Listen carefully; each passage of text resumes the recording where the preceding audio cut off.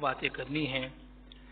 ایک یہ کہ جب 1973 کو ہمارا آئین بنا تو یہ آئین مکمل نہیں تھا، اور یہ آئین اس وقت مکمل ہوا ایک سال بعد، یعنی 1974 کو، جب قادیانی نیشنل اسمبلی سے کافر قرار دیے گئے۔ اور اس آئین کی اس شق میں جو سر فہرست کردار ادا کیا ہے ہمارے حضرات اکابر نے، مولانا احسان اللہ ظہیر صاحب نے، مولانا مفتی مامور صاحب رحمۃ اللہ علیہ نے، اور مولانا شاہ نورانی صاحب رحمۃ اللہ علیہ نے، ان تمام حضرات نے۔ تو اس کے بعد پھر قادیانی اس دن سے ملک کی سطح پر بھی، دنیا کی سطح پر بھی، ہر سطح پر یہ کافر قرار دیے گئے۔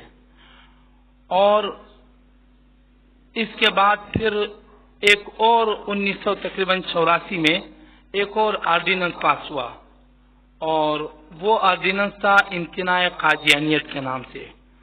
اور اس آرڈیننس میں یہ جو تھوڑی بہت ان کی سازشیں ہوتی تھی، اس امتناع قادیانیت آرڈیننس نے ان سازشوں کو بھی ختم کیا، بند کیا۔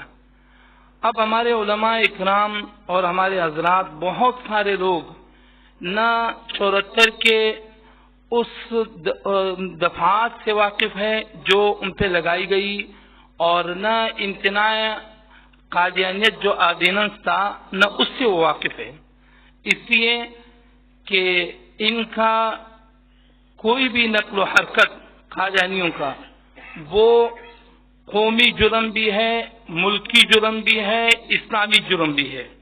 اس لیے کہ ہم قانون کے دائرے میں رہتے ہوئے ہم ہر طرح ان کا مقابلہ کریں اور ہر سطح، ہر فورم پر کریں۔